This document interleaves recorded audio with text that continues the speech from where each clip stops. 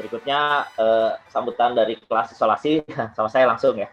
Oke, jadi kelas isolasi ini sebenarnya kelas daring filsafat dimulai 20 Maret 2020 dan diakhiri sementara itu tanggal 4 September 2020. Kami mengadakan 100 kelas ya dalam periode Maret sampai September itu. Ada yang kelas-kelas mandiri yang ngajarnya Nino dan saya, ada juga kami mendatangkan pemateri tamu yang pernah menjadi bagian dari kelas isolasi, diantaranya Budiman Sujatmiko, Latin Suryajaya, Prof. Bambang Sugiarto, ada Erik Sasono, ada Bu Suchen Marching, ya macam-macam. Jadi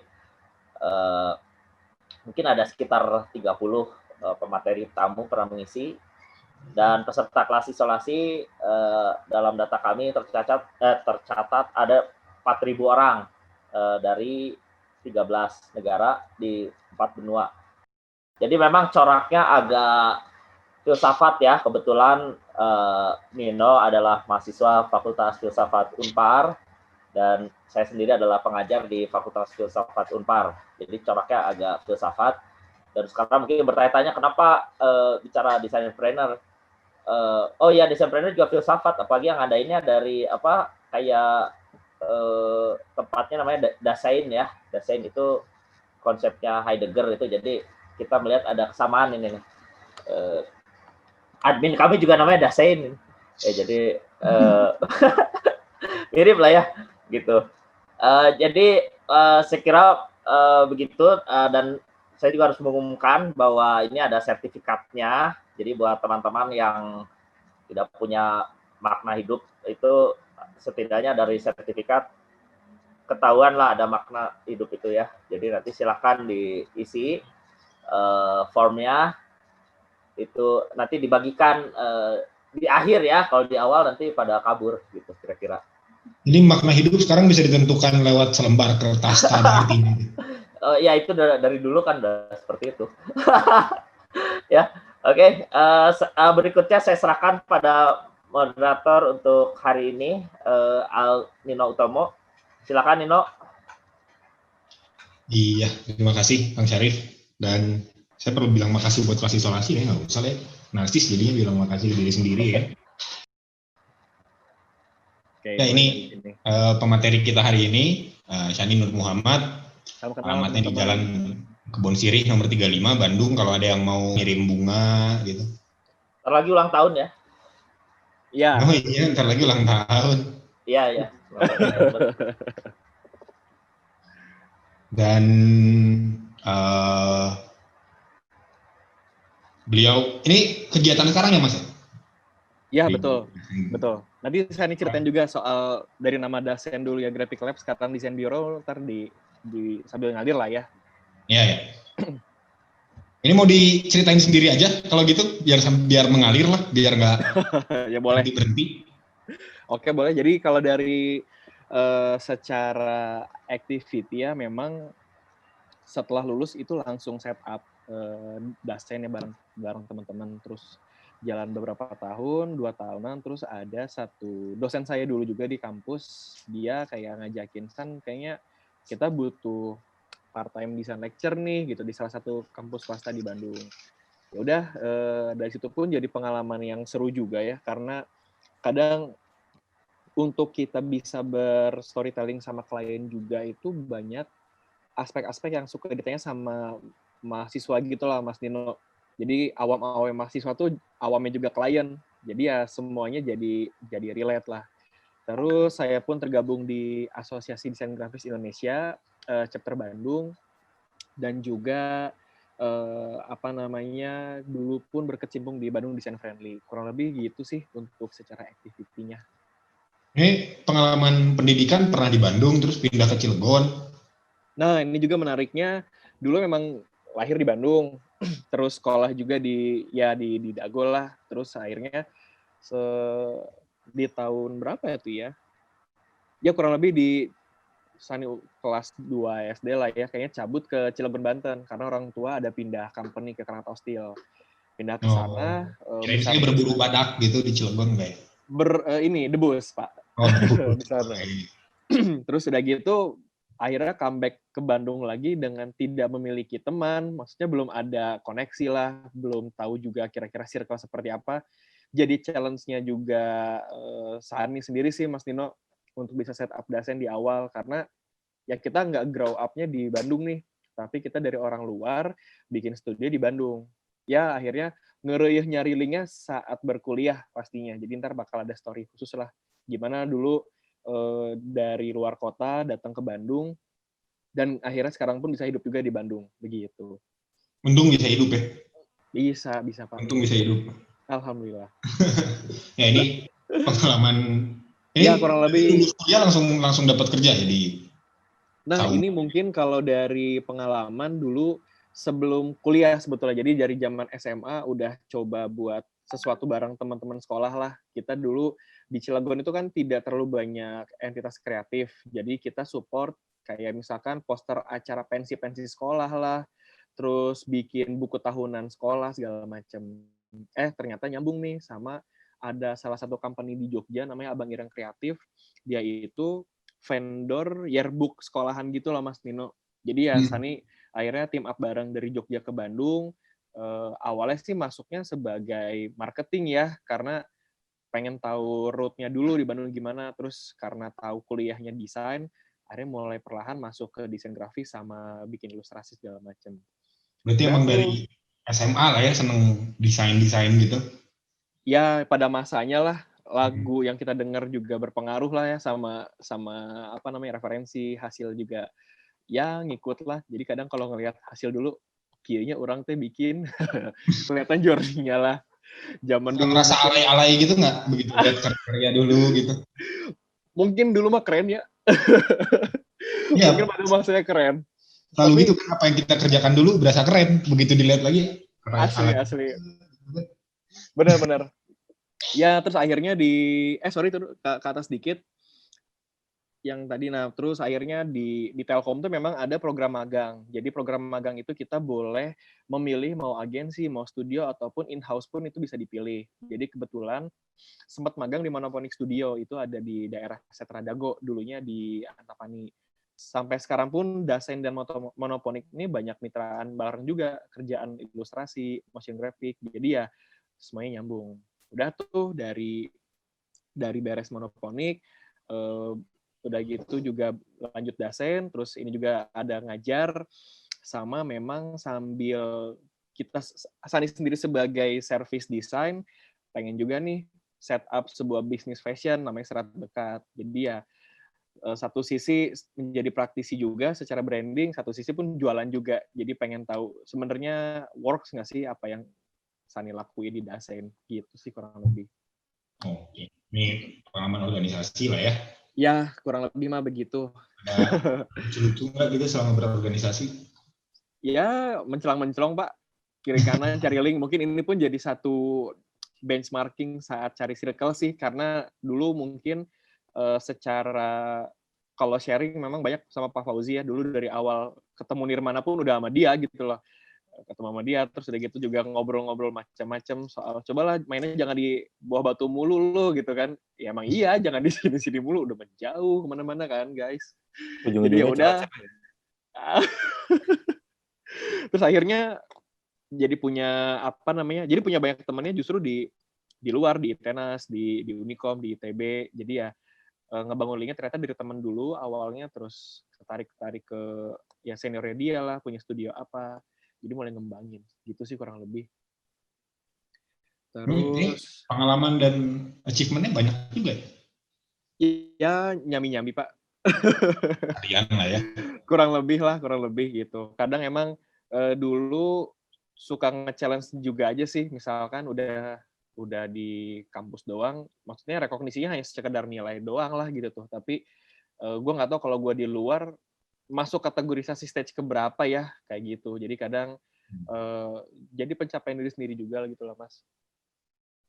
Ini ada yang menarik di poin keempat, Star Wars Day Artwork Submission. Bikin apa waktu itu? Bikin ilustrasi Millennium Falcon gitu atau bikin Chewbacca versi apa gitu? Jadi dulu tuh ada Star Wars Day kan ya, setiap tanggal 4 Mei. 4 Mei. Ya. Itu 4 Mei selalu ada Star Wars Day. Terus kemudian Star Wars Indonesia buka exhibition nih yang memang langsung ada sertifikasi dari Lucasfilm. Ya udahlah iseng-isengan karena ya anak DKV pada masanya suka gambar. Jadi ya dulu malah banyak ngegambar dibanding ngedesain, Mas. Gambar masuk akhirnya pameran di Kuningan. Ya udah di situ pun jadi makin banyak apa lagi ya kenalan lagi lah. Terus memang udah di-push sama apa ya dari dulu ada beberapa dosen yang suka ngasih inputan, termasuk juga Bu Atria. Saya juga banyak kerja bareng dia, jadi ya kayak, ya San, kamu harus banyak kembangin gini gitu tuh. Ya sampai sekarang pun ya works lah semuanya. Gitu sih kurang lebih. Oke, ini kalau ada teman-teman yang mau follow silakan. Ini Instagram. Betul. Langsung masuk ke materi aja ya? Ayo boleh.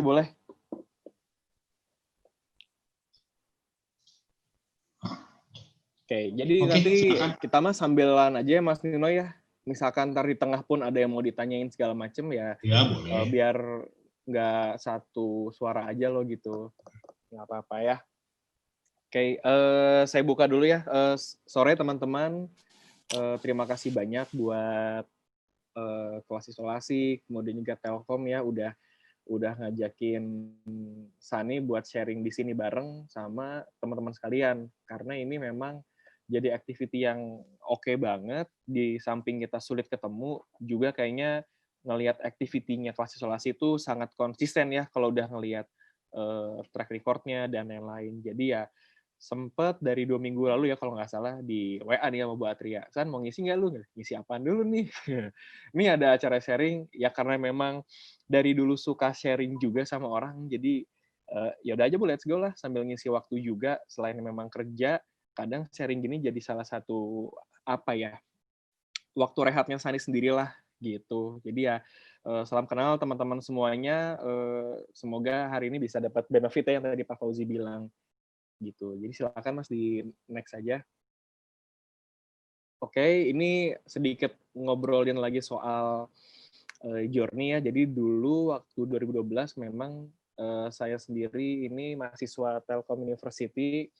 Peralihan waktu lagi zaman STISI ke FIK lah. Jadi sempat dulu awal-awal itu ada di Jalan Soekarno-Hatta, terus akhirnya kita pindah ke daerah Bawah Batu yang lebih jauh lagi kampus gue ternyata gitu kan. Itu di 2012 gue ngambil DKV, terus udah gitu ya perjalanan banyak dilaluin, dan di situ akhirnya bareng teman-teman nge-set up Dasein Graphic Labs gitu. Jadi 2016 itu mulai coba-coba deh kita bikin studio, karena setelah kemarin sempat magang dulu di Monoponik dan banyak chance, kayaknya seru nih kalau kita bisa buat sesuatu sendiri gitu loh. Terus akhirnya ada beberapa keputusan pun, Dasein itu diubah namanya dari Dasein Graphic Labs menjadi Dasein Design Bureau, karena kita melihat banyaknya opportunity bisnis dan peremajaan bahasa lah gitu loh. Jadi kalau dulu tanya kenapa sih ngambil namanya Dasein, itu juga ada di teori Dasein Dasolen kalau nggak salah ya. Jadi antara kenyataan dan harapan. Bahasanya mah lebih ke ya orang punya harapan apa, gua realize bareng tim Dasein nih secara visual, secara desain. Jadi ya asal mula kenapa ngambil nama Dasein tuh dari situ. Terus kadang juga ada orang, Dasein tuh artinya desain ya bukan gitu loh. Cuman kadang orang suka kepleset ketika Dasein dibilangnya desain, berarti ya itu bagaimana orang bisa melihat aja. Kurang lebih gitu sih. Terus boleh next lagi. Nah, memang aku pun di Dasein nggak sendirian secara ownership. Saat ini memang bareng sama Dani Zuhri, dia itu di Telkom juga, angkatan 2011 DKV, dan memang dulu saat kuliah pun jadi senior yang bisa jadi istilahnya referensi lah, karena dulu dia banyak ilustrasi di watercolor lah, paham sama desainnya oke, dan dulu pun kita bikin satu komunitas namanya Hayok. Jadi kita dulu zaman kuliah tuh udah sering sharing session setiap minggu di hari Rabu malam. Setiap orang punya skill apa, kita sharing bareng-bareng. Misalkan dan ini jago watercolor, ya udah dia ajarin kita watercolor. Terus ada lagi mungkin teman aku namanya Sobi, dia jago ilustrasi apa lagi, dia pun banyak ngasih referensi. Jadi ya kita secara nggak langsung dari awal kuliah juga udah kayak kebangun gitu sih partnership-nya, dan memilih partner memang jadi salah satu hal yang esensial banget untuk bisa ngebangun sebuah lini usaha gitu sih kurang lebih. Kalau nggak salah sih dia juga ada nih ikutan si Dani. Gitu. Next, boleh. Nah, ini kalau buat teman-teman yang belum tahu Dasen ya, boleh juga dicek IG-nya, di-follow juga alhamdulillah silakan. Jadi kita ini adalah firma desain yang memang ingin menyambungkan antara desain dan bisnis. Terus kayak cocok aja nih pas kemarin Bu Atri yang ngajakin sharing session, San mau nggak ngomongin desain planner?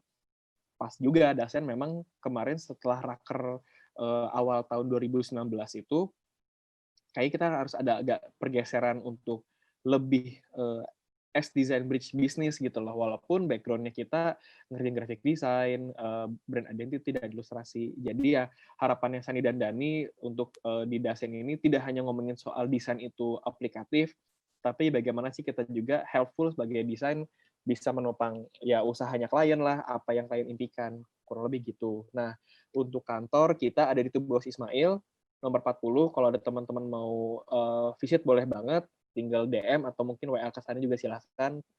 Baiknya memang nanti by appointment, takutnya memang anak-anak lagi kerja, terus kita nggak bisa melayani ya secara enak lah gitu, takutnya lagi banyak deadline juga. Nah, boleh next lagi. Nah, jadi memang di Dasen itu kita ada 8 orang ya, di satu studio, di Tubagus tadi ada 7 desainer dan 1 finance. Jadi memang bobot desainernya banyak banget dan pekerjaannya sangat variatif, nggak hanya ngomongin desain di kuliner, tapi juga ada di sosial, ada juga di medis, ada juga banyak di sesama firma pun kita juga banyak mengerjakan. Jadi ntar varian klien coba Tarsan ceritain juga ya buat teman-teman semua. Boleh next lagi. Nah, ini sedikit ngebahas soal desain planner karena orang kan, wah gue pengen jadi entrepreneur, mau jadi creative planner atau design planner. Kadang artinya tuh macam-macam banget gitu kan ya. Tapi kalau dari secara pemahaman sih ya desain planner gimana ya kita mungkin Sani pribadi latar belakang desain grafis, tapi sekarang punya lini usaha nih yang menggabungkan juga sama si entrepreneurnya. Jadi ya gimana kita bisa combining antara desain dan bisnis menjadi satu kesatuan. Next lagi boleh. Terus dulu kalau throwback zaman kuliah ya, boleh next lagi. Nah, dulu tuh nggak kebayang kalau akan men-set up sebuah bisnis bareng Dani dan teman-teman lainnya juga sejauh ini gitu. Karena benchmark dulu kalau kerja itu kayaknya lu kayaknya harus kerja di agensi besar Jakarta. Ya asiknya keren. Kliennya gede-gede nih karena memang dulu senior pun rata-rata ada yang ke TV lah, ada yang memang dia ke agensi segala macam. Cuman Sani belum melihat ataupun memang belum tahu ya dulu bahwa ada senior yang buat studio juga.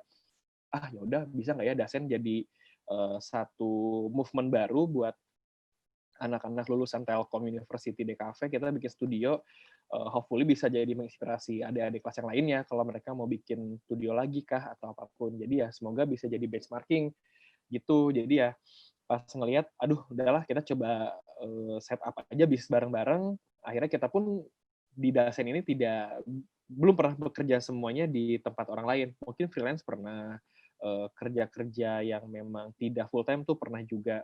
Tapi secara journey kita secara historical nggak ada yang pernah kerja di tempat orang lain begitu. Kadang kalau ngelihat next lagi yang yang lagi ramai sekarang kan orang pada nontonnya Emily in Paris. Wah kayaknya kerja agensi itu bisa multinasional lah, bisa kerja ke kiri kanan, gue kayak dibayarin kantor gampang, mau kerja sambil jalan-jalan. Jadi ya dulu memang secara kalau dari profesi ya udah kayaknya gue sebagai desainer grafis lulusan DKV kerja di e-commerce kali ya, atau hanya kerja aja di agensi. Itu kan semua pilihan teman-teman. Cuman pas mungkin nyampe di gue sendiri, gue kayaknya harus bisa lebih explore lagi nih untuk bisa setup suatu bisnis lah yang berkaitan dengan desain. Akhirnya ya Dasen kita bangun bareng-bareng. Begitu. Next. Nah, ini memang bridging desain dan bisnis ini perlu dikorelasiin bareng-bareng ya, karena akhirnya Sani dan Dani dan tim juga memahami desain bilik bisnis tidak dari awal banget gitu. Dulu mikirnya ya udah kita hanya produksi logo aja, identity, warna dan color bla bla bla. Tapi kita what next nih kalau emang brand itu nggak jalan, kan tanggung jawabnya kita juga sendiri gitu loh.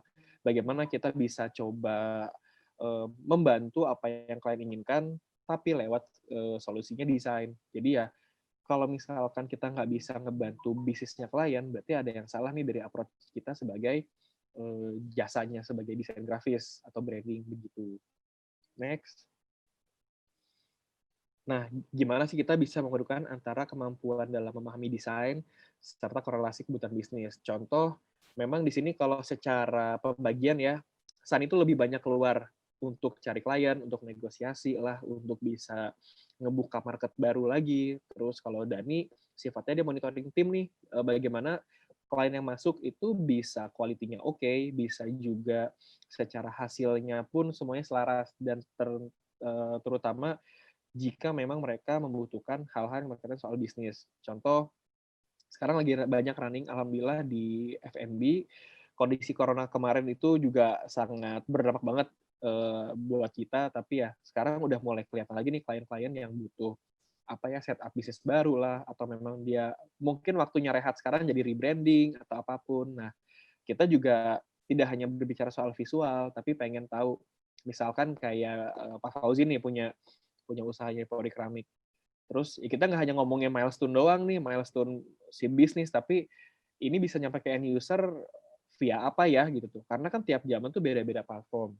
Sekarang ditambah lagi diserang TikTok gitu kan ya, lebih edan lagi gitu loh hal-hal yang bisa kita approach seperti sosial media lah, offline-nya juga. Jadi semuanya by discussion. Begitu. Boleh next lagi. Nah, ini ada satu buku juga yang boleh teman-teman cari ya buat bahan referensi dan bacaan juga, bagaimana kita juga terreferensi dari buku The Brand Gap-nya Martin O'Meara. Karena ternyata ada gap juga nih between si pelaku desainnya dengan bisnis. Bisnis selalu ngomonginnya kayak, San, gue kalau bikin di desain bisa naikin sales 100% nggak gitu tuh.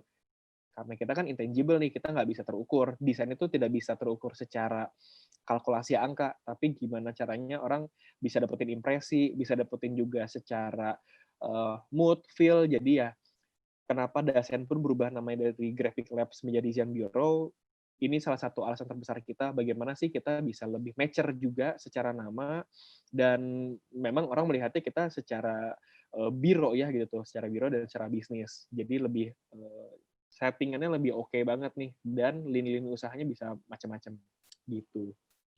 Next.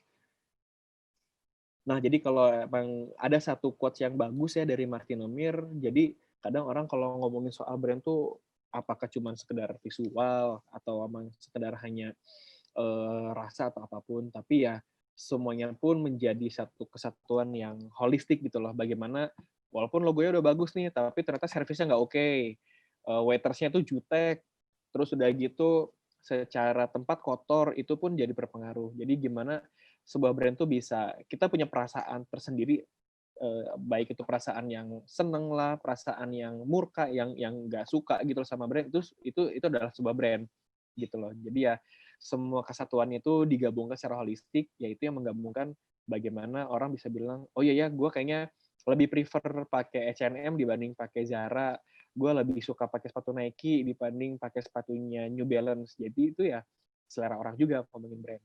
Begitu. Boleh next lagi. Nah, apa sih yang sekarang lagi dibangun sama Dasein ya? Secara pekerjaan kita bagaimana caranya membangun dan menciptakan perasaan nih dalam sebuah karya yang memang tidak hanya visual tapi esensinya pun juga ada. Kalau misalkan nanti mungkin Sani boleh share juga, ada satu presentation deck yang kemarin belum terkirim, ada satu project lah, kita memang pengen banyak storytelling, tidak hanya soal visual, tapi juga kondisi-kondisi cerita lain lah. Jadi orang yang tahu brand itu sendiri tidak hanya sekedar, wah ini secara looks-nya oke, tapi esensinya apa ya? Nah, kita nggak pengen si esensi itu hilang. Nah, mungkin itu yang bakal coba dibahas bareng-bareng juga. Boleh next.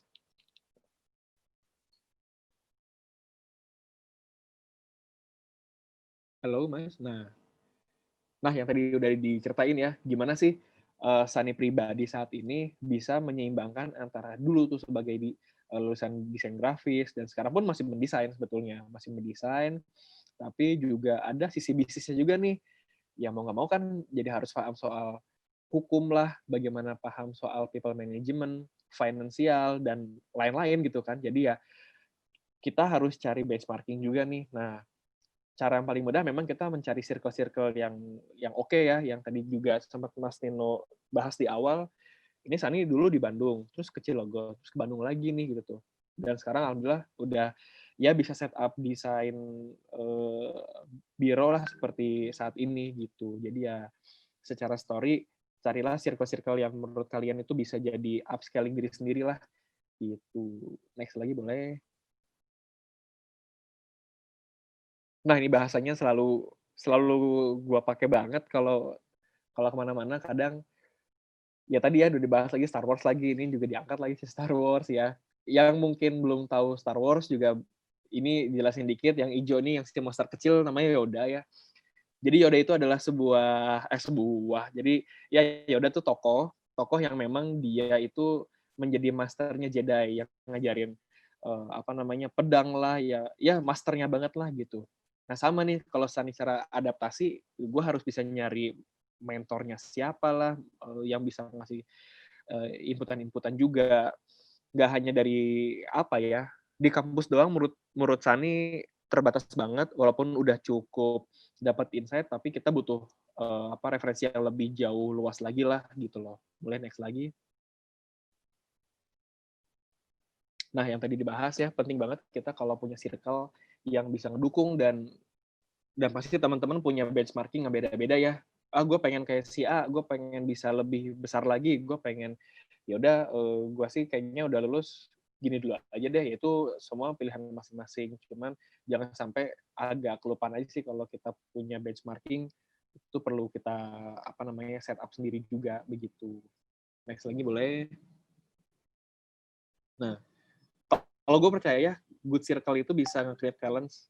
Jadi circle seperti apa yang sebenarnya sih gue temuin selama mungkin dari kuliah ya awalnya, yang mungkin circle-nya masih teman-teman sendiri, terus udah gitu kayaknya kok si A bisa dapetin kerjaan freelance dari mana ya? Oh ternyata dia itu punya koneksi baru.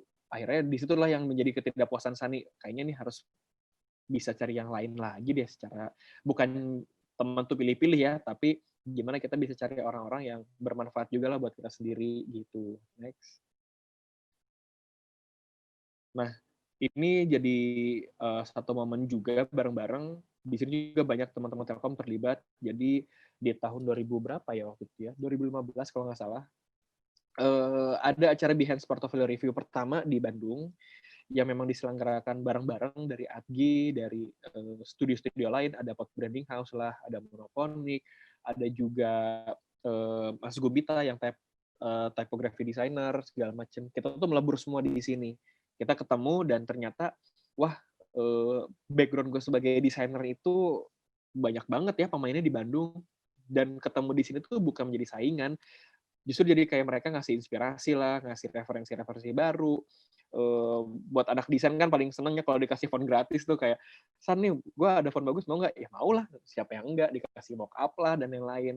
Jadi, Sani rasa teman-teman perlulah, semoga ntar kayak corona ini udah agak ibaratnya udah agak aman, terus kita bisa networking lagi kiri kanan, coba cari kira-kira community, friends, partner apa yang bisa cocok buat kalian sendiri.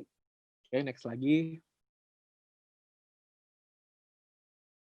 Ya, gini, jadi activity memang macam-macam banget ya. Dulu ketika memang masih kuliah, katakanlah ngelihat si A nih, wah dia yang punya brand ini ya, yang besar segala macam. Ternyata kita sekarang ini setup bareng. Contohnya kayak yang di foto paling bawah tuh, itu tuh lagi setup namanya Restoran Lima Rasa di Braga. Lima Rasa itu di setupnya bareng sama ownernya Mim Rapi, Embel Footwear, terus udah gitu ternyata dapat kesempatan bareng sama Om Jo dan Om Bojes. Mereka tuh arsitek sama sipil dari Asep Dev dan Action Studio. Ya mereka semuanya bertemu di satu titik. Kalau bukan karena stage kita yang yang relevan semuanya, kayaknya nggak akan kesampaian semua gitu loh. Jadi ada setiap circle yang dibangun dari orang-orang yang kita temuin, saya rasa sih semua bakal terkoneksi sama lain sih. Tidak hanya ngomongin soal pertemanan, tapi ya runut ke karir pun itu efektif banget. Terus kadang ya jangan ngedesain terus, sepedahan kek, main ke mana kek, segala macem. Jangan cuman ya di rumah, di kosan, explore lah kemana-mana. Misalkan kayak ya udahlah gue mau baca buku sendirian ya di Kineruku, siapa tahu kalau mau siapa kayak di sana, dan jangan malu kalau mau kenal sama orang. Itu. Next lagi. Nah, ini pun samanya meet and learn from the owner. Jadi yang bisa ngebangun Sandi dan Dani saat ini tuh karena kita bertemu dengan banyaknya owner-owner brand yang secara misalkan mereka nih suka ngisi webinar atau ngisi workshop atau talk show, sekarang mah depan-depanan sama Sani nih yang bisa ngobrol bareng sebagai klien. Ya kita nanya-nanya lah secara awam, gimana sih operasional, ngejaganya, gimana sih kita kalau people management ada nggak sih engine tersendiri yang bisa kita jaga untuk bisa ngebuat seluruh flow bekerja desain itu bisa lebih baik. Jadi ya untung banget kita bisa ketemu berbagai macam owner brand, mulai dari brand fashion lah, brand kuliner, brand sesama brand bisnis yang seperti Dasen pun juga beragam. Kita kadang suka datang ke studio-studio, terus ngobrol-ngobrol, gimana sih treatment di sana, oh ternyata kita gini. Jadi ya kita cari berbagai macam inspirasi dari orang-orang pertama yang menjadi decision maker di sebuah entitas itu sendiri. Begitu. Next. Nah, yang tadi ya, kadang klien kita tuh kan sangat beragam banget ya, teman-teman. Terus caranya kita bisa terkoneksi ya, kita juga coba masuk ke berbagai macam lini lainnya. Jadi jangan cuman, oh kayaknya kalau desain grafis gue ketemunya sama anak desain lagi lah. Ya itu mah jadi hanya sekedar ngobrol aja dan mungkin bertukar referensi. Tapi coba deh kita masuk dari kalangan arsitek. Kayak kemarin Dasen baru beresin pekerjaan branding, ada namanya Studio Biane, itu interior, ada juga kayak sipil, itu namanya Setata. Jadi ya ternyata kita sesama desainer dan kreator tuh bisa saling support ya gitu loh. Ya, di situ jadi berpikir kan ternyata stage kita sekarang bisa equal dengan orang-orang lain. Udah itu kalangan kreatif, coba kalangan yang lebih serius, medical lah segala macam. Yang medis memang agak unik karena suddenly dari DM-nya Dasen, jadi sekarang alhamdulillah Twitter tuh Twitter, Instagram segala macam tuh ada sebagai lini marketing kita juga. Kadang ada klien yang tiba-tiba DM, terus ya udah dari situ Sani approach telepon untuk deal-dealan harga lah segala macam. Jadi lah koneksinya tidak hanya secara skup Bandung, tapi ya insya Allah se-Indonesia pun kita juga berani. Seperti sekarang pun setup coffee shop di Medan juga ada, kemudian pun di Padang, sama nanti di BSD juga lagi running gitu. Terus ngomongin medis, terus sosial juga jangan lupa ya, kadang ada aja beberapa orang-orang yang punya plan ya, yang memang dia itu CSR dan segala macam, itu bisa kita support banget secara desain. Jadi secara teman-teman di sini kan pasti punya temen ya, yang tidak hanya di desain grafis doang. Misalkan di Runut, oh teman gue ada anak akuntan di Unpad, oh gue punya teman filsuf nih di Unpar, ternyata dia juga punya background-nya apa. Jadi ya kita ngembangin banget aja si circle, tidak hanya berada di satu tempat doang. Gitu. Next. Nah, jujur secara kalau pribadi dulu tuh memang mencari apa ya, mencari labeling nama ya. Kadang oh dia mah ilustrator, oh dia mah desainer ya gitu tuh. Sebenarnya bukan menjadi self claim, tapi pas kemarin Bu Atria bilang kayaknya desain planner cocoknya buat mungkin labeling namanya gua dan Dani. Kalau orang nanya lu kerjanya apa sih sekarang gitu, bisa jadi sebuah jadi sebuah labeling tersendiri lah gitu. Dan memang banyak banget yang dipelajarin, tidak hanya ngomongin soal desain. Next lagi. Nah, tadi ya. Ini juga mungkin boleh aku kasih inputan juga, karena dulu memang selama kuliah tuh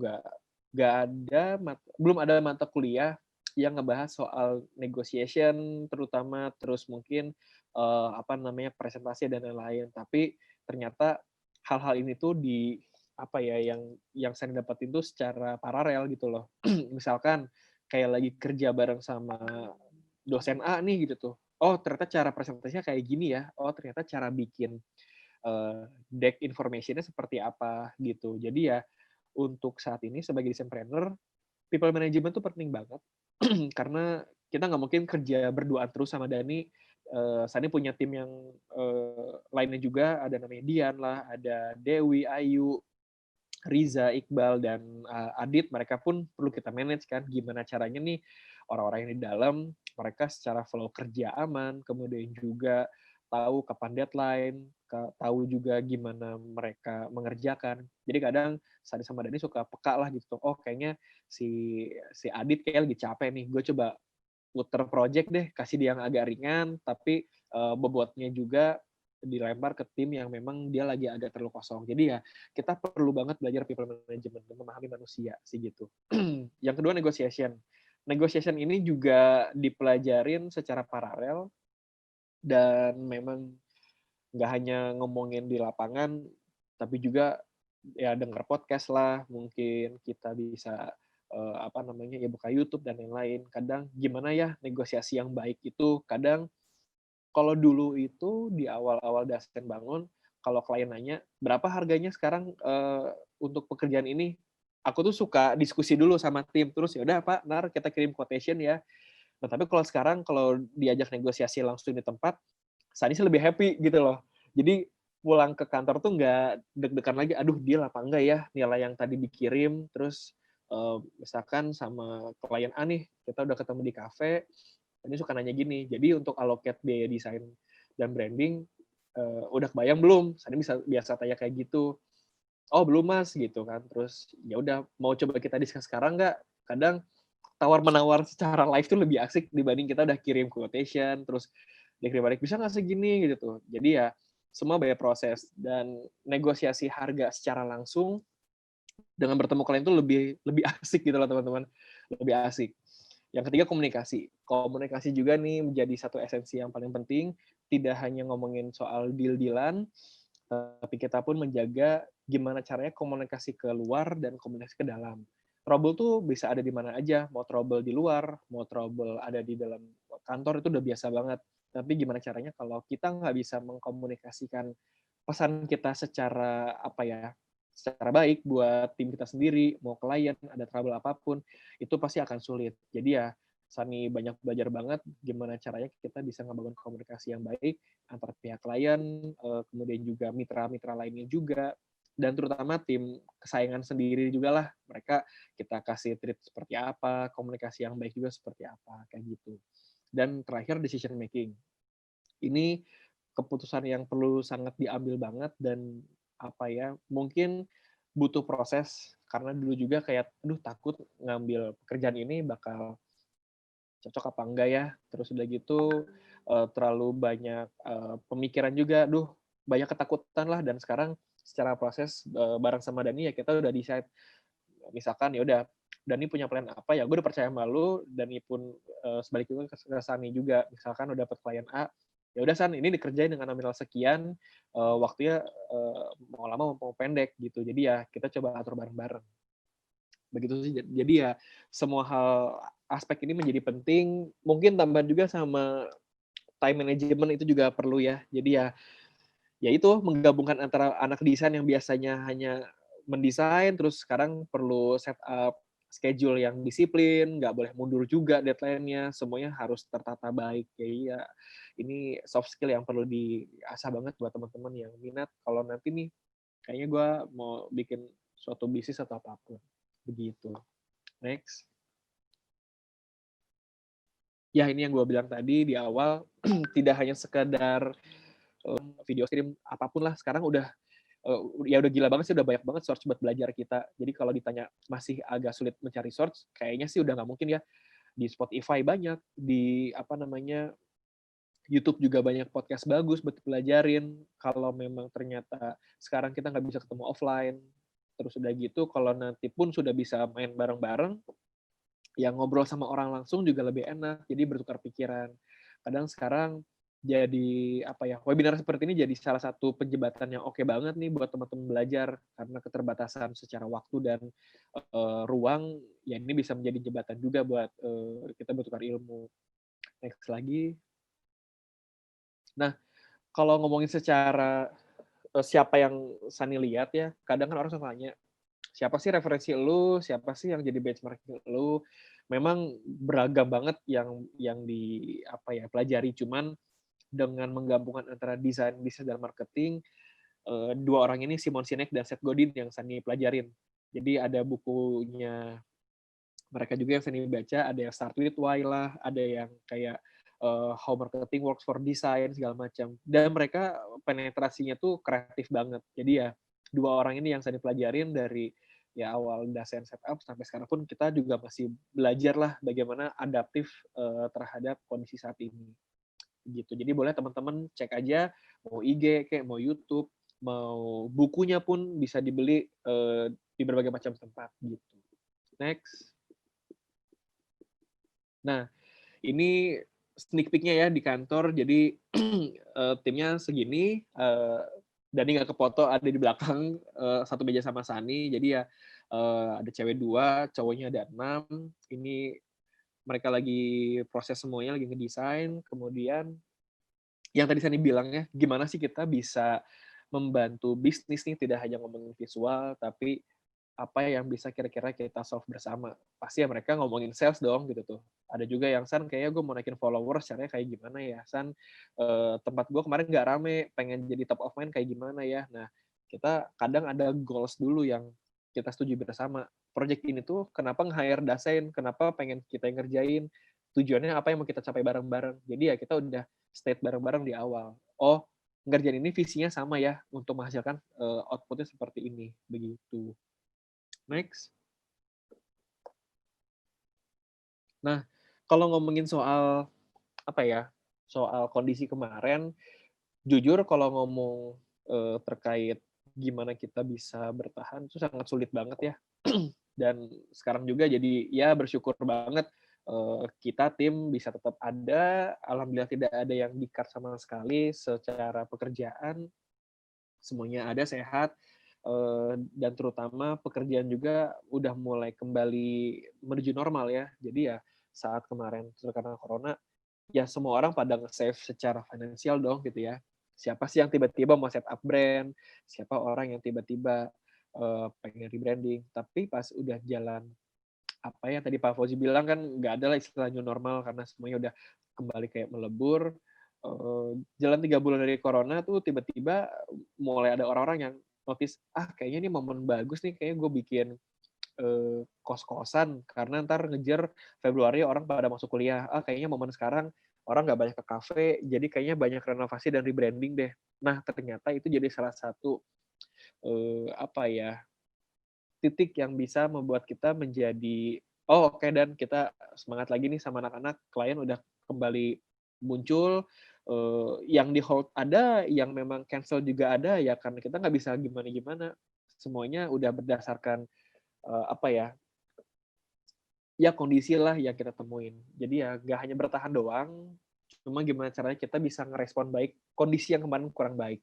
Begitu. Dan alhamdulillah kalau ngeliat kondisi, memang saat ini kita secara office lagi ada pengembangan, terus juga akan membuka beberapa lini usaha baru, dan juga tentu butuh power-power baru lah dari teman-teman. Jadi ntar mungkin tunggu aja informasi internship atau open recruitment, kita siapa tahu bisa kerja bareng. Kayak gitu. Next. Nah, 3 kata ini yang memang jadi satu pondasinya kita ya, sebagai personal dan maupun sebagai tim. Kita harus bisa beradaptasi sama kondisi saat ini. Kondisi dulu yang mungkin normal, kayaknya oke, aman, terus kemudian tiba-tiba blek aja ketemu sama corona yang kondisinya sangat, ya semua orang terdampak lah gitu.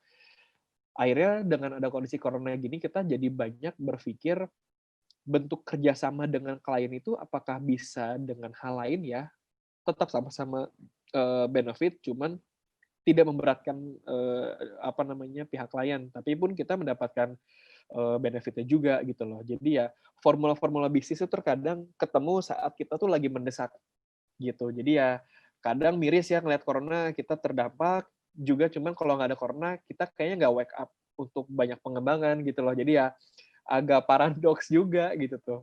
Terus ngomongin responsif juga sama, kita merespon apapun yang terjadi, kita juga open collaboration dengan siapapun yang ingin bekerja sama, kita merespon baik ya setiap hal-hal yang itu bisa membuat kita jadi beneficial bareng-bareng. Dan yang ketiga aktif untuk bisa tetap terlihat, aktif untuk bisa tetap terlihat hidup, itu yang paling penting karena utamanya orang melihat sebuah keaktifan itu dari sosial media ya. Jadi ya Sani sama tim, ayo kita sosmednya Dasen aktif, upload terus pekerjaan-pekerjaan, Instastory juga jalanin segala macam biar orang juga tetap ke-recall, oh iya ya Dasen ini masih running, terus kemudian juga ada aspek-aspek yang dikerjain juga unik-unik ya, walaupun kemarin juga corona menyerang lah begitu. Boleh next lagi. Nah ini kadang kalau dari Sani sendiri bisa ngebantu dan melakukan hal yang berimpact itu lebih menyenangkan lah selain invoice cair. Tentunya gitu dong, nggak hanya sekedar, oh ya udah beres nih lunas, San udah gue transfer ya, udah gitu kan. Tapi ya udah beres gitu doang. Cuman ada kesenangan lain, ternyata desain sekecil ini yang kita buat ternyata impact-nya bisa besar ya. Ternyata dia bisa nge-hire orang baru lah, bisa meningkatkan sales-nya juga lebih besar. Jadi titik puas kita bukan sampai invoice cair, lunasan beres, melihat oh ternyata brand yang kita running sama klien itu 2 tahun udah berjalan ya, udah jalan 3 tahun segala macam.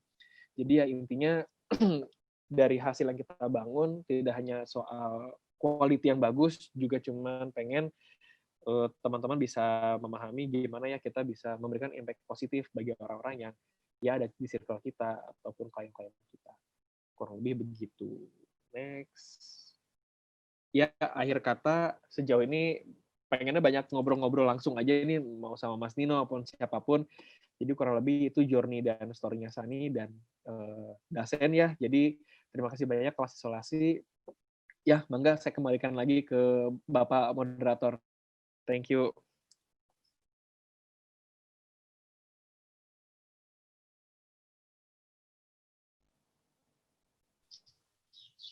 Oke. Ya teman-teman kalau yang mau nanya bisa chat di fitur chat yang ada di Zoom, atau kalau mau open mikrofonnya bisa raise hand, nanti bisa saya buka. Tapi saya juga dari tadi ngedengerin muncullah 1 atau 2 pertanyaan gitu ya. Karena saya lihat belum ada nih, saya mau nanya dulu. Oke. Sebetulnya gini, desain secara terminologi sendiri sudah menyangkut dengan urusan bisnis. Katakanlah ya karya seni yang yang lekat dengan dunia bisnis gitu ya, dengan dunia ekonomi, karena desain mengarah pada sebuah fungsi gitu. Ya, betul. Ya kan? Dan apakah sebetulnya desain planner itu bisa dibilang, saya tidak mau mengerdilkan maknanya, tapi dari yang saya tangkap penjelasannya, desain planner itu seolah-olah ingin melepaskan stigma desain atau desainer katakan yang bekerja untuk orang lain. Oke. Dalam arti bagaimana membuat sebuah pola bisnis dari ya katakanlah desain gitu. Ya, betul.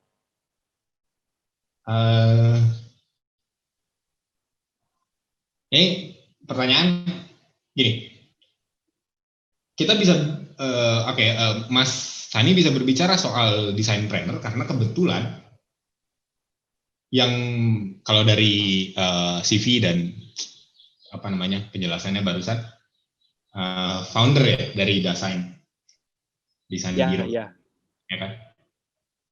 Yang mau saya tanyakan adalah apakah orang-orang yang bekerja di desain biro itu masih bisa disebut sebagai desain planner? Karena pada akhirnya dia hanya jadi desainer yang bekerja untuk desain biro.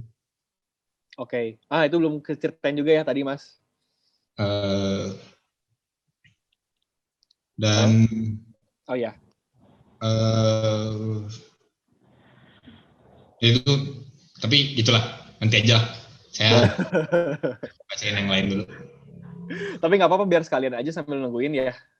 Ada tuh yang nanya tuh, No. Nah, ini ada. Dari Ilham Fadlur Rahman. Mas, terkait negosiasi dan pricing di Dasein itu sistemnya seperti apa? Apakah ada minimum deal atau gimana? Itu jadi dilema buat Mas Ilham. Itu gimana? Oke, baik. Jadi ke Ilham dulu nih ya berarti ya. Ya, Ilham aja dulu. Yang saya mah gampang. Oke. Jadi kalau dari secara pricing, kan kita sendiri tuh ada satu satu padanan khusus ya. Kalau ngomongin kan orang ada operasional lah, ada juga hal-hal yang perlu dilakuin segala macam, dan tentu itu menjadi satu perhitungan tersendiri di Dasein. Cuman kalau ngomong secara nominal pun sangat sangat fluktuatif ya, karena orang itu nggak bisa memandang harga itu murah dan mahal, itu ya beda-beda perspektifnya. Ada yang bilang 500.000 mahal, ada juga yang bilang 20 juta tuh murah gitu tuh. Jadi ini bobot pekerjaan seperti apa dulu yang biasa ditemuin. Nah, terkait memang secara negosiasi, itu selalu kayak Sani pribadi suka nanya juga nih ke pihak klien. Pasti mereka datang ke Dasein tuh udah punya alokasi lah gitu tuh. Misalkan kayak Mas Nino punya, misalkan gue mau bikin perpus lah gitu, tapi gue mau ada kafenya dan lain-lain. Ya pasti udah punya anggaran dong. Nah, untuk mencari titik tengahnya itu sendiri, kita pun memang justru butuh keterbukaan dan kejujuran kliennya juga. Jadi kalau dari dianya agak sembunyi-sembunyi sih ya susah juga kita mau match harga kayak gimana gitu loh. As long as dia bisa memberi benefit yang oke, ya kita sih bisa aja kerja bareng sama si klien. Kurang lebih sih gitu ya untuk secara negosiasi dan pricing-nya. Kadang orang gini, Mas Nino bingung ya, Mas minta price list. Ya gue kagak ada price list. Bukan Angkasa Putra. Ngeprint 3.000, ini berapa gitu, kagak ada gitu tuh. Jadi ya kadang kalau Sani sendiri lebih nyaman telepon nih, misalkan Mas Tino nge-DM, saya mau bikin desain branding cafe nih gitu tuh.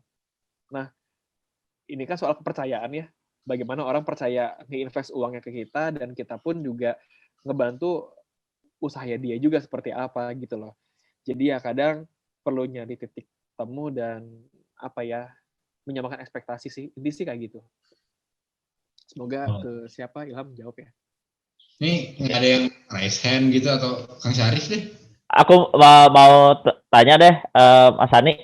Kalau sekarang kan dunia desain tuh apalagi yang visual ya, itu kayak rame banget, terus orang bisa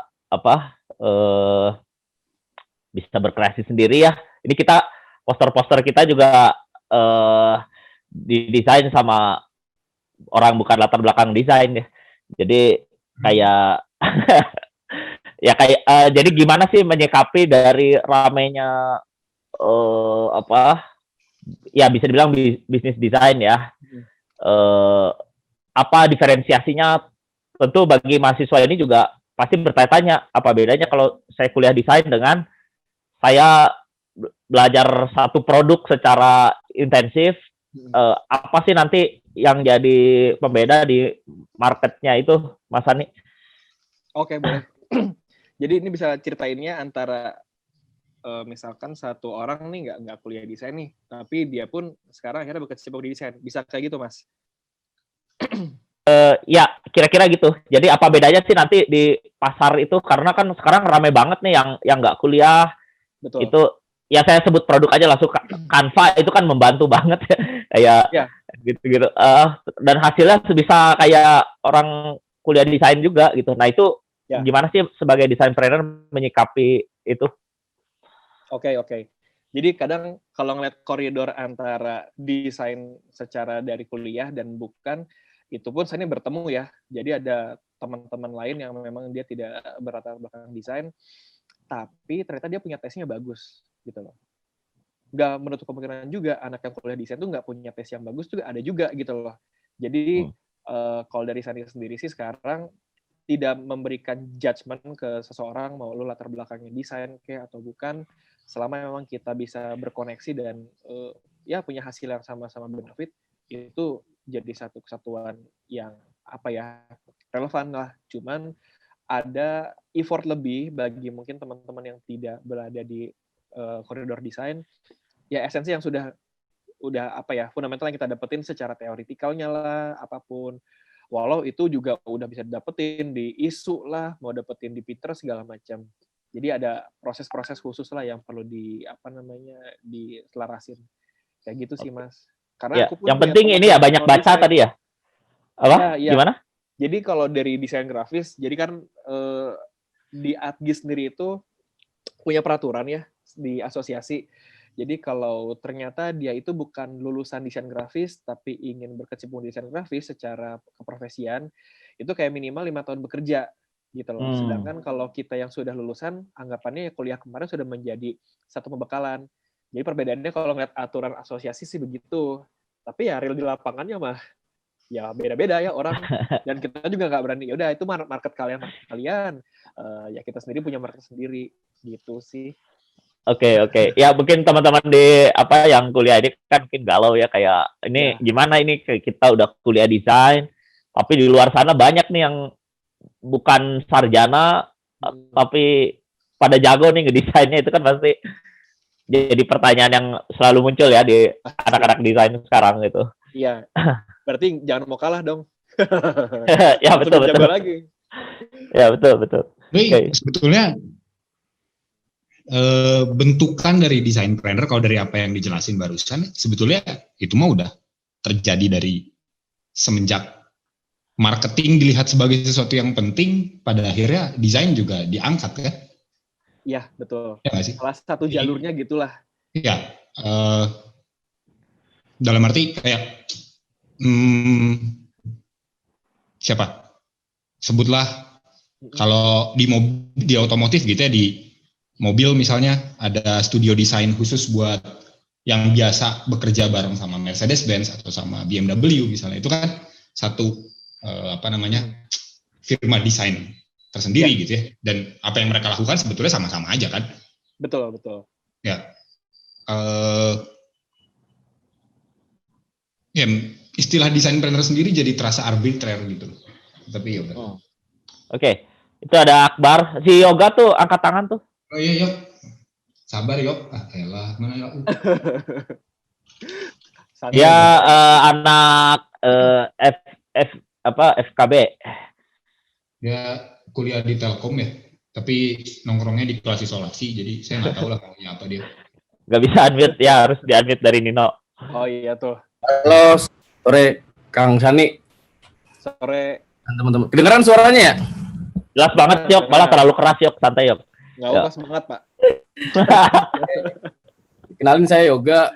Saya pernah kuliah di Telkom dan kebetulan saya murid tetap kelas isolasi. Sebenarnya ingin mau nanya pertanyaan dasar aja sih. Saya sering banyak pergulatan gitu barangkali ya mengenai definisi antara desain dan seni gitu loh. Maksudnya saya juga banyak mempertanyakan fungsi-fungsi tersebut gitu loh, dan hubungannya gitu loh. Nah, paling mau minta tambahan insight-nya aja sih gitu dari Bang Shani ya. Kira-kira apa sih hubungan antara desain dan seni itu loh gitu. Itu yang pertama ya. Mau nanya lagi boleh kan? Boleh dong. Boleh. Tanya mulu filsuf mah. Ya. Okay. Yang kedua mungkin lebih ke ini ya, ke topiknya gitu loh. Mungkin Bang Shani pernah nggak melihat satu desain gitu ya, contohnya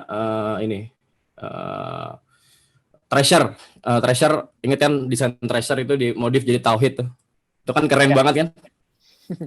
Terus juga mungkin contoh-contoh lain kayak banyak banget foto-foto aktivis gitu barangkali ya, kayak Munir, Marsina, dan yang ditempel di baju-baju dan dipakai. Mungkin banyak kali maksud Telkom pakai gituan ya. Paling mau nanya aja kira-kira kalau misalnya tadi dibahas yang terpenting adalah esensi gitu loh dari desain gitu loh.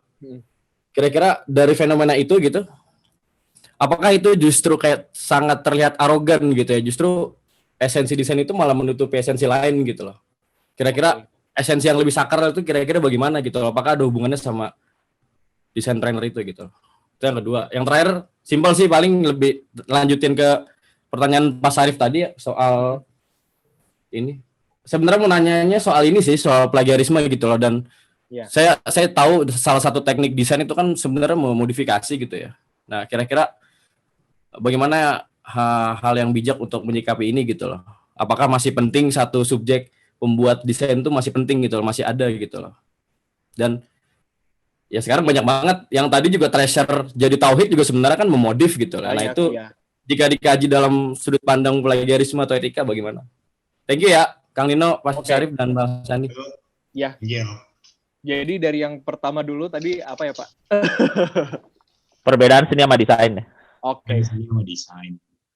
Kalau dari sekarang angle-nya itu udah di industri ya sebetulnya. Kedua hal itu jadi berkaitan banget gitu loh. Kadang desainer nggak bisa digabung sama seni pun juga nggak bisa digabung sama desain gitu kan. Tapi pada kenyataannya ketika kita sudah ketemu sama case di lapangan, justru ya semuanya menjadi satu kesatuan lagi gitu loh, bukan yang terpisah. Jadi ya kalau ngomongin soal seni juga tidak hanya soal visual kan, tapi ya seninya bagaimana orang bisa juga merasa juga gitu loh. Orang kalau misalkan datang ya ke galeri lah, gimana dia bisa impress dari satu lukisan, ternyata ada lukisan impresinya kayak gini, terus ada juga ternyata instalasi apa yang message seperti apa. Jadi ya kalau dari sudut pandangnya Sani yang saat ini juga lagi setup juga ya, kalau ketemu sama dengan ranah seni, contohnya aja kemarin kita baru setup di Gandapura ada namanya Hagia Tera. Jadi kebetulan itu Dani yang bikin konsepnya bagus, kemudian juga berbagai macam teman-teman, dan ya kalau ngomongin unsur seni juga itu kita melebur bagaimana kita tidak hanya ngomongin soal visual, tapi pun ada aksen-aksen tambahan lainnya juga gitu loh. Jadi ya saat sudah bertemu soal bisnisnya, semuanya menjadi satu hal yang lumrah bersamaan, bukan jadi satu diferensiasi yang perlu memblokade satu sama lain. Dan tidak ada yang lebih bagus desain, lebih bagus seni, enggak juga gitu loh. Semuanya berkaitan. Kayak gitu. Yang kedua tadi apa ya? Belum yang soal kedua itu soal esensi. Esensi saya kaos gitu kan kita bikin ada gambar Che Guevara atau apa gitu. Ya. Memang si esensi dari si desainnya yang penting atau memang secara keseluruhan produk itu gitu. Biasanya sih itu ditanyakan kembali sama si pihak orangnya lagi nih gitu. Ini butuh desain itu buat apa? Buat jualan kah? Buat bikin viral? Buat bikin seru-seruan doang atau gimana gitu loh. Jadi kalau kembali ke esensi, ya tentu ini sangat relate buat komersialitas, buat bagaimana mereka yang udah punya guideline ya, kayak katakanlah sekelas Aqua, dia mau bikin suatu produk yang memang ngebawa esensi kebahagiaan. Bahagia itu apa sih versinya Aqua? Yaitu coba kita ulik secara visual. Tapi kalau ngomongin soal yang tadi, yang terkait treasure, diganti jadi tipografi Arab, diganti jadi parodi-parodi lain, itu pun juga ya kebebasan orang juga ya, karena ini bisa langsung nyambung ke yang nomor 3 soal plagiarisme. Di kita pun sendiri, mau secara public figure lah yang baru kemarin rame, itu juga nggak aware lah bagaimana mereka bisa menghargai soal desain, soal seni. Lokal brand juga sama, bagaimana mereka pun copycat lah dan yang lain. Cuman ya udah, kita udah ngomong visual, secara desain mau dia pakai Adobe, mau pakai Canva, outputnya seperti apa ya kembali lagi sama bagaimana proses berpikir. Karena ya kita intangible, kecuali memang si desain itu udah punya paten sendiri, dari Mas Nino udah ngurusin ya si Haki dan segala macam karena sudah otentik gitu loh. Ya itu udah beda lagi urusan. Jadi kalau ngelihat artis ya kayak The Popo juga, terus Fadis Stevi, macam-macam ya, mereka punya karya juga punya message-nya tersendiri juga. Jadi ya itu kembali lagi sama setiap persona orang yang membuatnya. Gitu sih kurang lebih. Oke. Itu ada yang nanya dari Akbar Hafizan itu di chat. Oh, kirain yang situ oke di bawah. Kalau jawaban gini saya yang jawab harusnya. Ini apa sih nanya-nanyanya kayak gini? Saya yang jawab. Saya jawabnya mau pakai siapa dijawabnya? Pakai Albert Camus, Jean Paul Sartre, pilih metode. Ya. Muhammad Akbar. Mas, halo Mas, terima kasih insight-nya. Saya mau tanya, bagaimana cara kita menjelaskan ke klien proses atau output desain kita based on harga yang ditawarkan? Itu yang pertama. Lalu yang kedua, saya sering menemukan fenomena ini, klien yang menganggap harganya terlalu jauh dibandingkan dengan jasa yang ditawarkan. Padahal memang segitu harganya gitu. Kayak inilah meme-meme di akun-akun meme gitu kan suka ada. Kok 200.000 mahal banget? Wah, cuy. 200.000 dapat berapa bungkus rokok, Pak ya? Surya Pro 10 bungkus asli. Habis. Oke, ini Akbar dulu ya. Oke, jadi kalau ditanya cara menjelaskan, Sari pun nggak mau yang terlalu kompleks ya, karena cara penyampaian juga nggak mau terlalu menggurui ke klien. Kita nggak tahu background-nya ternyata apakah ternyata desain juga kah, atau memang dia pun sudah pernah ke agensi lain dan ketemu kita, jadi kita coba cari bahasa yang sangat-sangat diawamkan bareng-bareng. Tidak yang pakai bahasa yang terlalu tinggi soal ngomongin estetika yang gimana, segala macam. Takut klien pun juga merasa, aduh kayaknya level gue nggak nyampe di Dasen ya, padahal cuma pengen bikin kedai kopi pinggir jalan doang nih, ukuran 5x5 katakanlah, kayak gitu. Jadi yang paling utama, kita tuh di Dasen ada satu cara khusus sendirilah formulanya. Jadi kita ngejelasin stage-nya. Misalkan fase 1 kita mengerjakan apa dulu ya, fundamental. Fundamental itu apa secara brand. Oh ternyata itu ngomongin soal breakdown persona. Mas Nino punya brand, Mas Nino sendiri sifatnya kayak gimana, orangnya apa, marketing itu seperti apa juga. Jadi bukan ngomongin, ini susah loh bikinnya pakai pointy list, kalau ngegambar, ini susah loh, kalau pakai AI gue udah bayar nih tahunan, subscribe, jangan kayak gitu tuh. Tapi hal apa yang sekiranya itu bisa saling didiskusin juga lagi sama dia. Terus kalau dari proses memang orang beda-beda cara penyampaiannya. Kalau dari kita sih, yang paling mudah dicerna dan kita lihat lawan bicara kita siapa. Kalau memang sesama desainer dan memang dia punya leveling knowledge yang mungkin bisa dibilang setara, kita nggak apa-apa mau ngomongin pakai teori apa, ngomongin latar belakang teknik desainnya siapa. Tapi ya kalau ketemunya nih cici-cici nih atau bapak-bapak yang memang dia punya plan bisnis yang lebih wider, kita pakai cara yang awam aja. Yang kedua, ngomongin soal fenomena. Kalau ngomongin soal harga, yang tadi Sani bilang lagi, murah mahal itu beda-beda pendapatnya. Tapi ini kalau secara personal, kembali lagi sama artinya cukup buat kita sendiri sih. Karena nggak ada yang artinya itu kita rasa, kayaknya kita kemurahan yang ngerjain ini.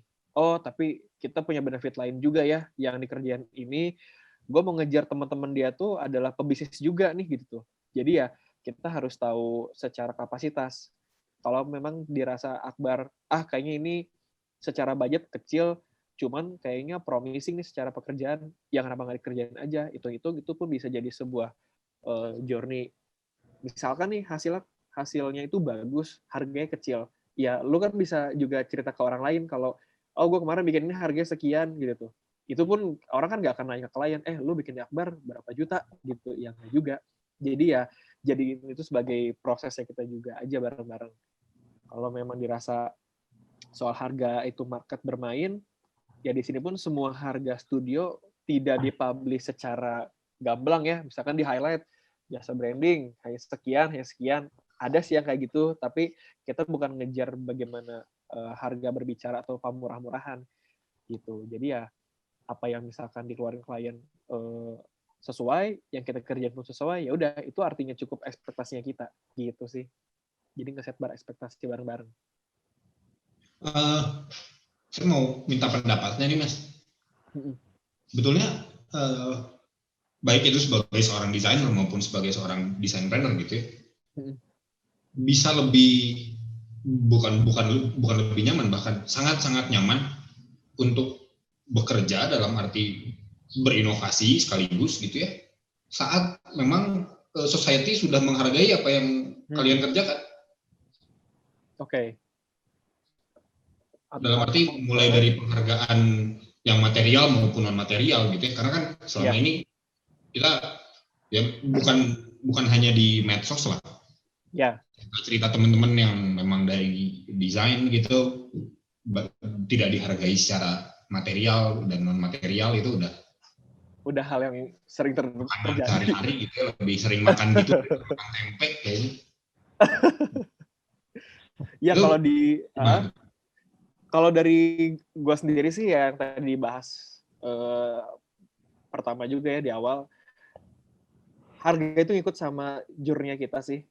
Gue nggak akan bisa ngasih harga yang mungkin tinggi kalau gue tahu kapasitas gue masih di situ. Terus tapi pernah nggak gitu digituin sama orang gitu dulu?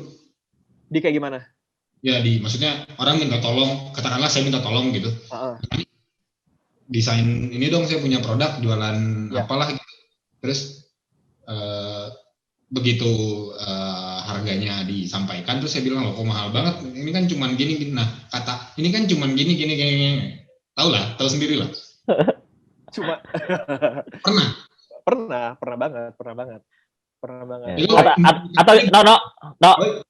Atau gini, misalnya orang udah bayar mahal terus desainnya cuman kayak abu-abu doang, terus ini tolong tambahin ini dong, kayak rugi banget gitu, udah bayar mahal terus desainnya gitu doang. Pernah gak gitu Mas Adi? Padahal itu hasil mikir ya. Ya, kalau ditanya hasil kenapa gini doang, alhamdulillah belum pernah.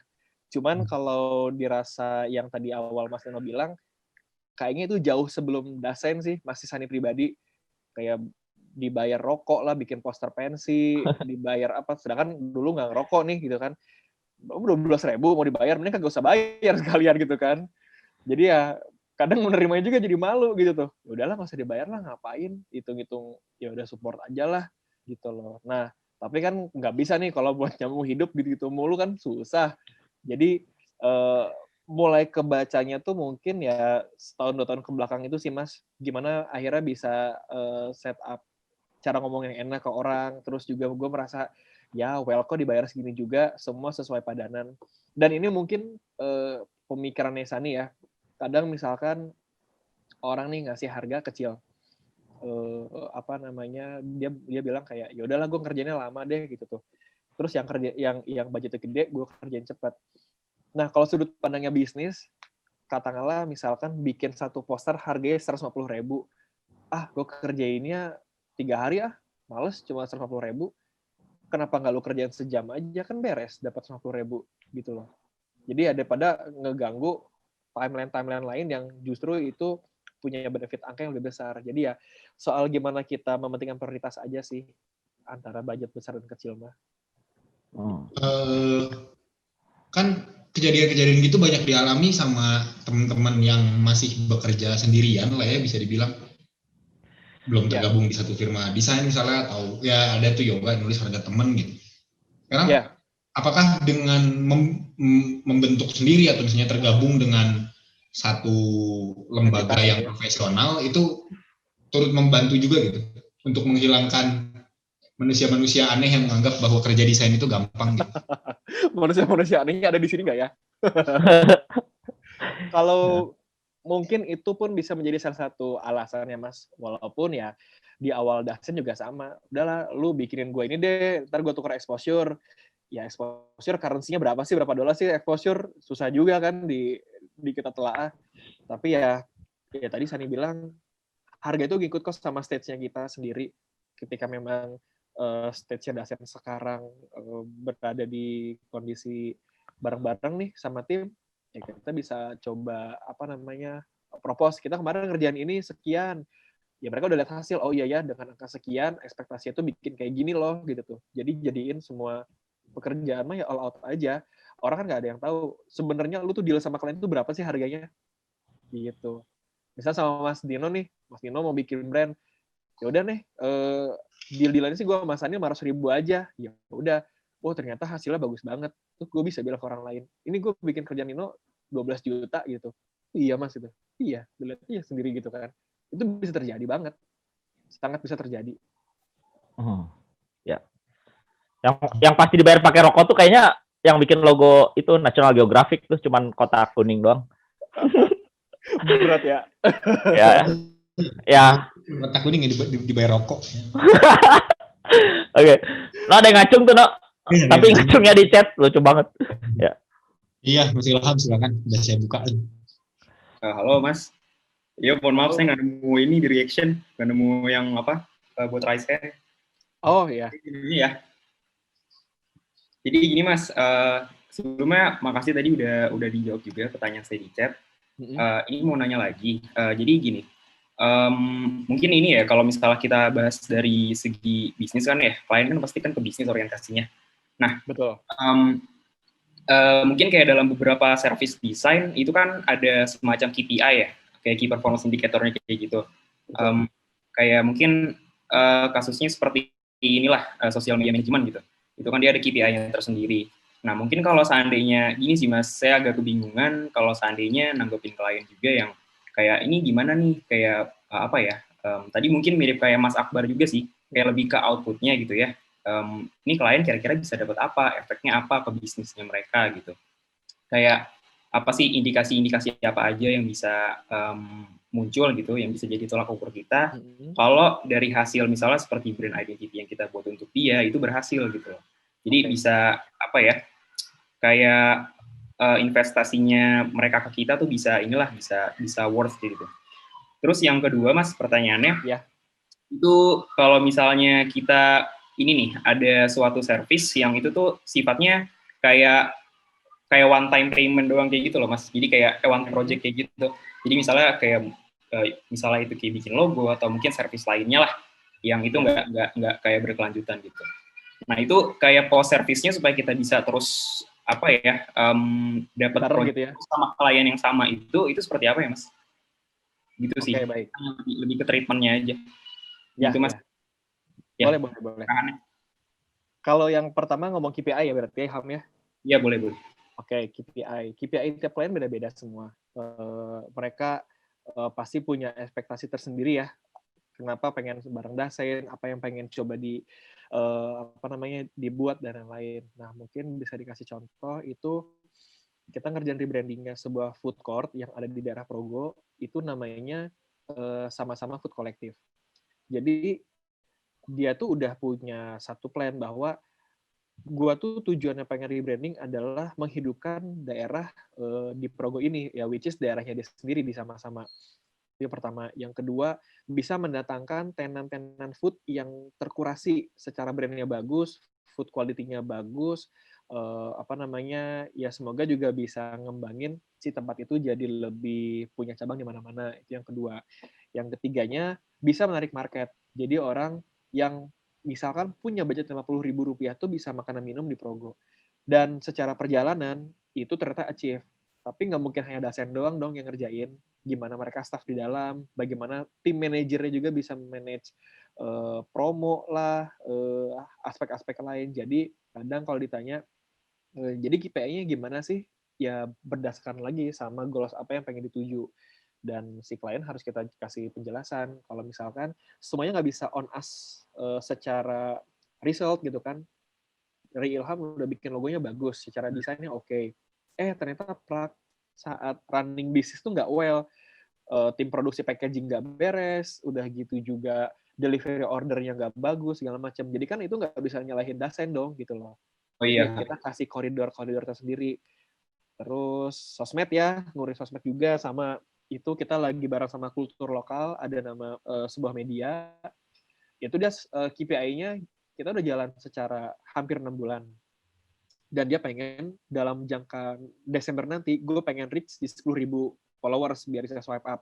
Ya udah, berarti gimana caranya kita bisa bikin konten kolaborasi banyak sama pihak-pihak penting, Instagram ads-nya jalan, segala macam, ya kita coba cari cara gimana caranya bisa mencapai KPI tersebut. Jadi ya, Dasen sendiri pun team up-nya bareng sama tim digital marketing lagi nih, yang paham bagaimana monetizing si sosial media, dan segala macam. Jadi ya, kita jangan bilang, kita pasti tenang nih, naik sales-nya gitu kan, ya terus buktinya apa gitu tuh. Itu agak sulit banget. Terus tadi yang kedua apa ya? Ini kayak apa ya? Aduh lupa juga saya. Naikin ini ya, nerusin pekerjaan. Iya, setelah apa sih ada project yang sifatnya kayak one time project gitu deh. Oke. Kalau secara pekerjaan memang Dasen banyaknya di one time project. Terus udah beres nih, kita juga dari awal ketemu udah bilang kalau dari Dasen kita bisa bantu retensi brand ini loh. Misalkan butuh keperluan desainnya tidak hanya sosial media, tapi katakanlah ada campaign tersendiri nih yang mau dibangun secara offline, terutama di F&B. Jadi ya itu paling mudah kita untuk ngobrolin penetrasi kerjaan bulanan apa sih yang bisa kita kerjain bareng. Jadi ya sosial media mungkin lah, atau ya merubah desain menu, apapun segala macam yang kaitannya kita team up bareng dengan tim marketingnya dia. Jadi ya cari-cari celah gitu loh, Ham. Kira-kira nih bisnisnya apa ya bisa bikin gue longgar sama dia lagi nih, kayak gitu. Jadi ya paralel aja diomonginnya. Cari cuan mah terus aja, Ham. Mas. Ya. Gitu. Terima kasih Mas ya. Iya, siap. Oke. Ini ada temennya Mas Sani. Mana ya? Ada Dani Zuhri. Saya suruh ngomong aja lah ya. Biar kagak kita mulu yang bacot ya kan. Aduh. Lo hilang. Ada nggak? Tadi sih ada. Tadi ada. Begitu ya, teman-teman ini ada sertifikat, linknya silakan di chat. Di chat sudah dibagikan linknya, silakan diisi bagi yang perlu. Khusus mahasiswi Telkom University ya. Kalau yang bukan pasti nggak nyambung karena di situ ada NIM dan peminatan gitu. Ada TAK-nya. Ada TAK enggak? Ada ya otomatis satu aja sertifikat. Iya. Ini di rundown cuma sampai jam 5 ya ternyata. Ya. Ada yang minta dikirim ulang linknya. Oke, tapi ini mungkin dari ini kita minta ngomong dari perwakilan penyelenggara juga, mungkin Mas Fauzi atau Mbak Atria sebagai ketua Abdi Masnya mungkin ada tanggapan atau apa?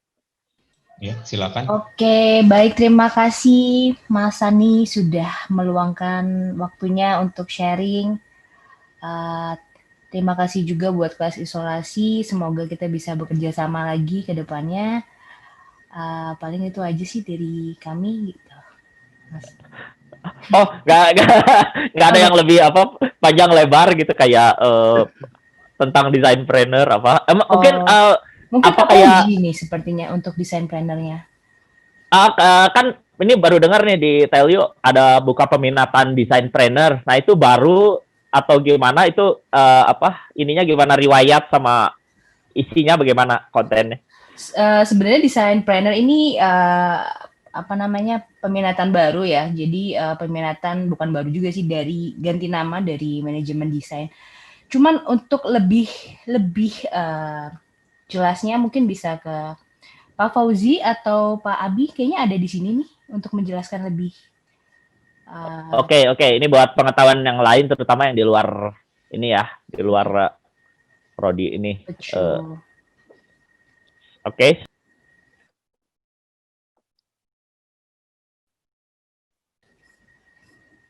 Sorry, tadi lu minta gue ngomong ya, putus-putus kan? Sorry ya. Betul Pak Fauzi. Ya, jadinya terima kasih Sani, sharingnya menarik banget dan praktikal.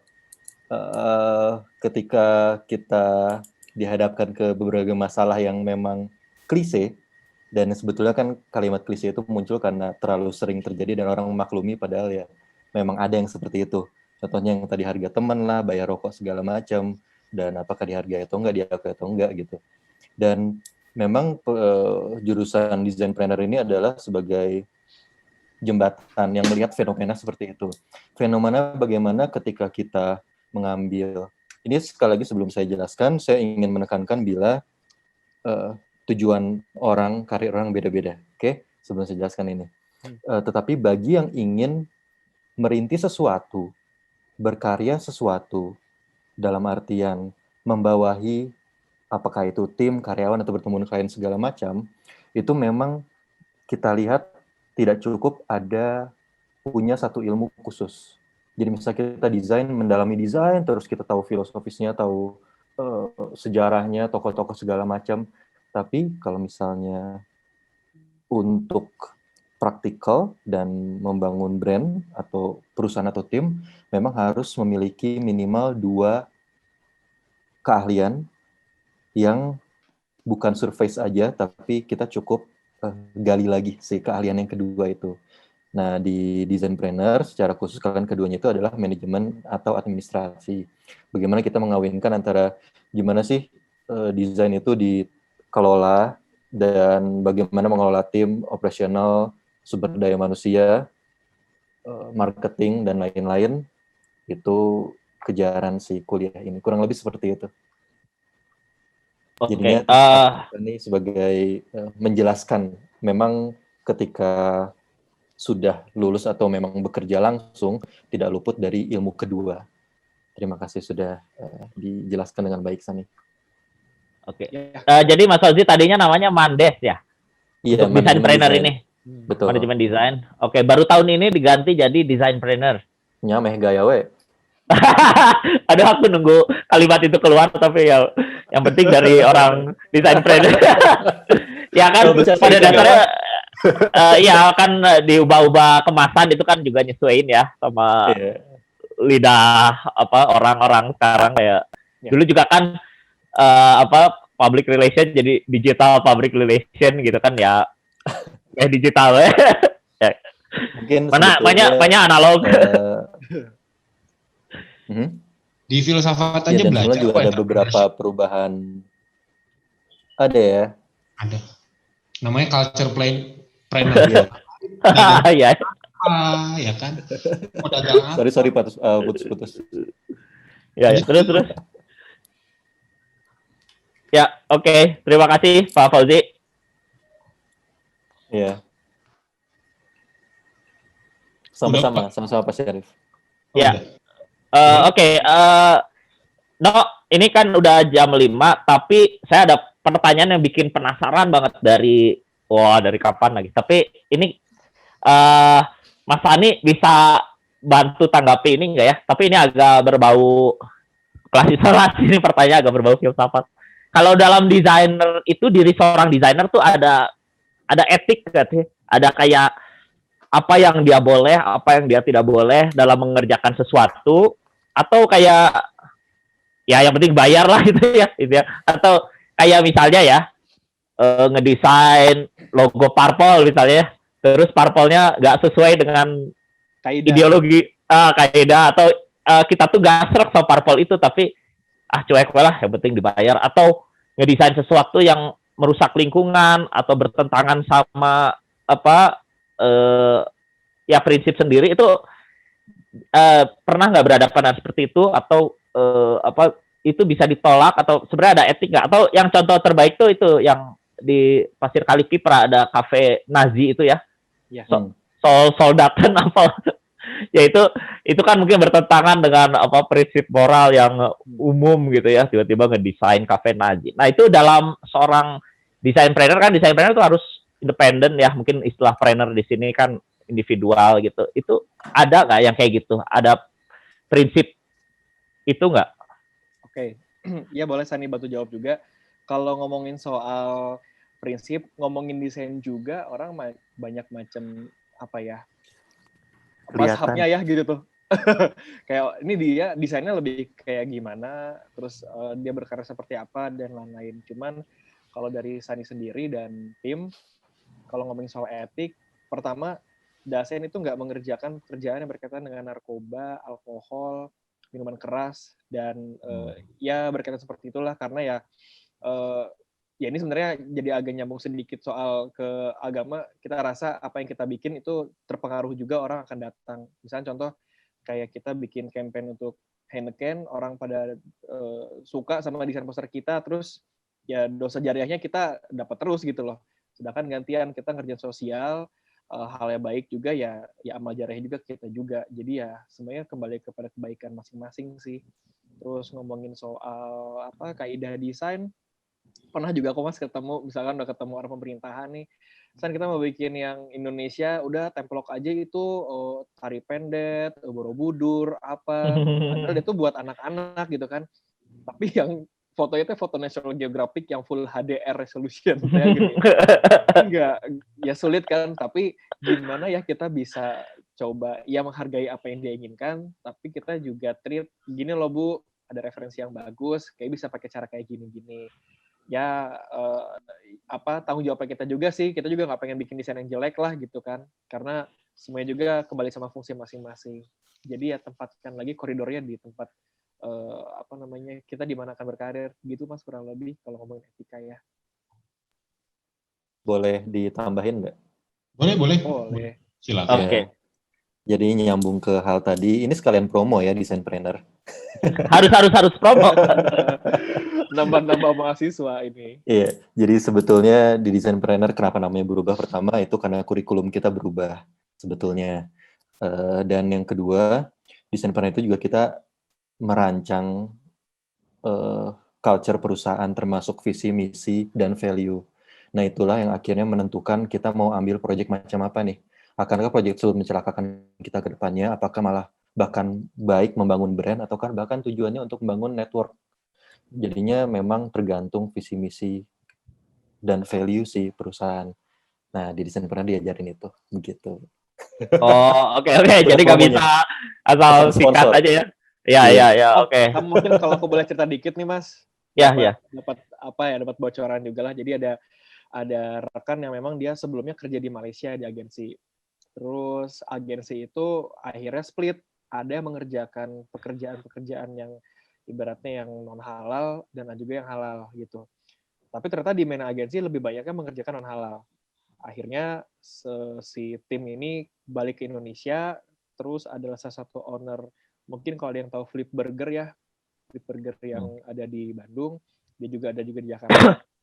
Ternyata etika dia itu pengen tetap ngebawa nilai-nilai keislaman, tapi nggak pengen ditonjolin. Bukan yang tiba-tiba naruh azan, tiba-tiba ngedakwah di Instagram, enggak gitu loh. Tapi dia pengen, gue tuh pengennya jujur. Pengennya kalau foto burgernya gede, ya nggak usah digede-gedein kayak Big Mac. Ya ini literally seperti ini.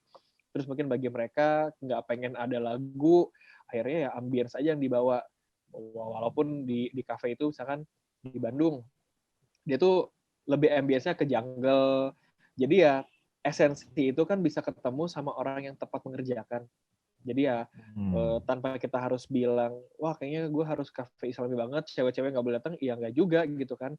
Tapi gimana kita bisa mereduksi hal-hal tersebut. Jadi ya kadang ada cerita unik, brand yang terlihatnya itu sangat urban, ternyata dia punya fondasi etikanya yang justru lurus loh gitu tuh. Menariknya sih di situ kemarin pas dengar cerita temen.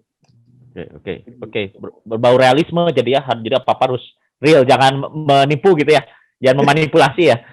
Tipu-tipu. Oke, jadi nggak bisa pakai kamera yang bikin kita hilang jerawat dan sebagainya. 360. Jadi sebelum tiap kita pakai Adobe Photoshop itu dosa ya. Berat emang. Manipulasi ya. Manipulasi. Ya menarik. Oke, Flip Burger ya. Oke, dicoba deh. Dagingnya halal pasti ya. Halal. Ya. Gitu Oke, gimana Nino? Ada mau dikonklusikan atau kita serahkan ke Mas Yani untuk mengkonklusikan atau gimana? Udah selesai? Nanti ada foto bareng dulu, nanti dipandu sama Mbak Atria buat foto bareng. Kalau saya mah nggak suka ngasih konklusi, biarkan dimaknai oleh masing-masing kan pada akhirnya. Ya. Betul. Satu bener ya. Pemaknaan orang beda-beda ya Pak Nino ya. Pemaknaan orang beda-beda. Ya kan? Tapi harga desain jangan kasih murah-murah lah. Sebenarnya kuncinya tuh Mas Ani, tuh kita jangan terlalu banyak teman sih itu ya. Nanti banyak yang minta harga teman gitu. Kalau banyak teman, banyak yang minta harga teman. Dikit-dikit aja teman. Jadi jangan banyak bergaul ya, jangan bikin teman gitu nanti. Pasti itulah awal mula pada harga rokok itu. Gak apa-apa Mas punya teman, tapi temannya kayak Atta Halilintar, uangnya banyak kan. Tapi kalau banyak juga tidak menjamin dia nggak akan minta harga teman kan? Betul sekali dok, itulah intinya. Teman yang asli nggak akan minta harga teman. Intinya betul. Ya. Oke. Mungkin kita foto bareng ya. Mau di itu penutup dulu, silakan. Mas Sani mungkin. Silakan San. Oh ya, oke. Ya, mungkin dari tadi seru juga hari ini diskusinya, harapannya memang bisa luas ya gitu, tidak hanya sekedar ngomongin soal ngomongin harga, proses, tapi juga tadi berkaitan sama aspek-aspek lain juga. Jadi ya thank you banget buat Pak Fauzi, buat Ria, Mas Tino dan teman-teman kelas relasi di sini. Punten juga kalau tadi banyak apakah ada aspek yang terlalu menggurui kah atau apapun. Sani pun juga masih banyak belajar untuk bisa ya kita open bisnis bareng-bareng. Jadi ya semoga hari ini bisa bermanfaatnya lah semuanya. Terima kasih semuanya. Ya, terima kasih Mas Sani.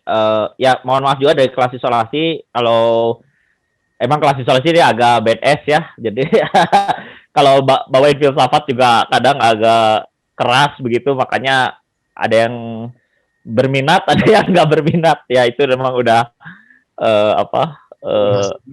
ciri khas gitu ya. Tapi ya kami sadar ini ruang akademik, jadi ini agak disetting gitu biar terutama si Nino ini biar agak behave ya. Ya gitu. Oke. Siap. Foto bareng Mbak Tria gimana? Oke, siap. Nah, coba. Kameranya dibuka dulu. Ini yang tadi isi sertifikat tapi nggak ikut foto bareng, sertifikatnya cuma sepotong ya. Setengah sertifikatnya. Oke, kita foto dulu. Udah 3 kali nih, 3 layar. Siap. 1, 2, 3, cheese. Cheese. Oke, layar kedua. 1, 2, 3. Oke, kita ke layar ketiga. 1, 2, 3.